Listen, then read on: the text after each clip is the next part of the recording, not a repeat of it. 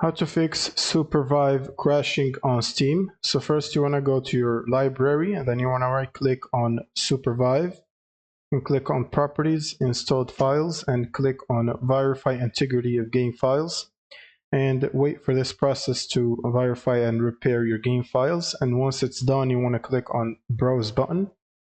Now you want to right click on the game's exe file, go to Properties, Compatibility tab, and make sure both of these options right here are checked. Now you can click on Apply and OK, and then close this. Now you want to go back to the General tab, and under Launch Options you want to type -DX11 like this. Now you can close this, and before trying to launch the game again, you want to make sure that you have the latest GPU updates. So if you have NVIDIA GPU, you will need to download and install NVIDIA app. And then from drivers section, you want to make sure that you have GeForce Game Ready driver installed, the latest version. Once it's downloaded and installed, you will need to restart your system for this to take effect.